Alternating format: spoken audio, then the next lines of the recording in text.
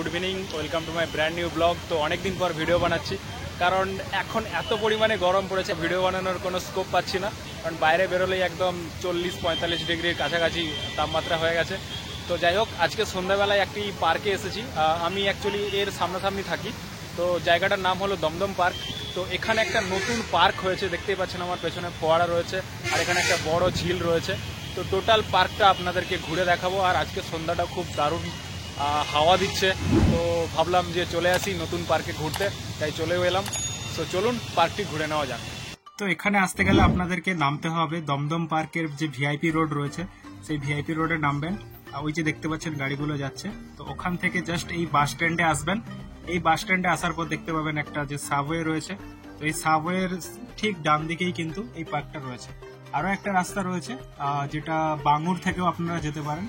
এটা বাঙুর যে VIP road, এই যে রোডটা চলে যাচ্ছে, তো ওদিক থেকেও কিন্তু আপনারা ঢুকতে পারেন। মানে দুদিক থেকেই কিন্তু এন্ট্রি গেট রয়েছে।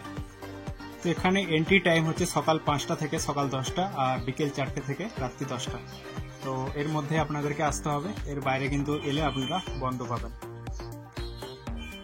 তো চলুন এবার আমরা ভেতরে ঢুকি, আর ভেতরে ঢুকে আপনাদেরকে অসাধারণ কিছু লুক রয়েছে সেগুলো দেখাবো।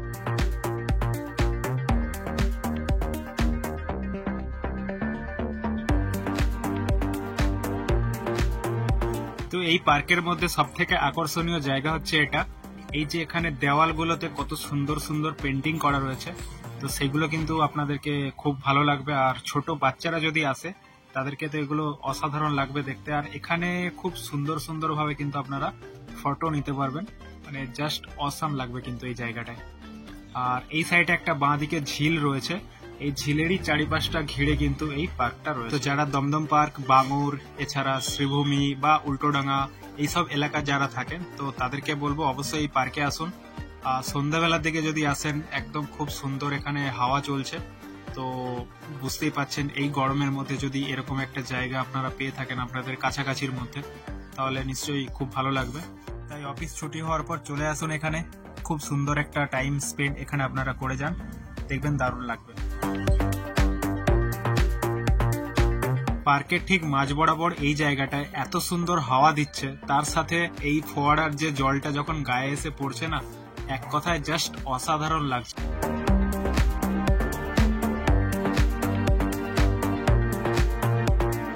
তো এখানে এই লম্বা ঝিলটার মধ্যে এক পাশের ঝিলটাতে কোনো রকম গাছ নেই, আর একটা সাইডের ঝিলের দিকে কিন্তু এরকম পদ্ম ফুলের গাছ লাগানো রয়েছে।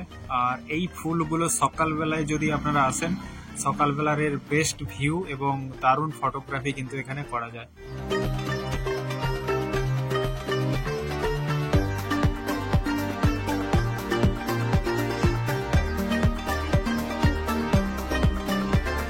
তো এই পার্কের সব থেকে বেস্ট ভিউ পেতে গেলে আপনাদেরকে আসতে হবে এই 2 নম্বর গেটের সামনে, যেটা রয়েছে ভিআইপি রোডের একদম সামনেই। মানে ভিআইপি রোডের পাশ দিয়ে আপনারা এই গেট দিয়ে ঢুকতে পারবেন। তো এখানের এরকম কয়েকটা চেয়ার রয়েছে যেখানে আপনারা বসে টাইম কাটাতে পারেন, আর তার সাথে এরকম একটা বেস্ট ভিউ। এখান থেকে দেখলে আপনাদেরকে কিন্তু খুব সুন্দর এই ঝিলটা দেখতে লাগবে।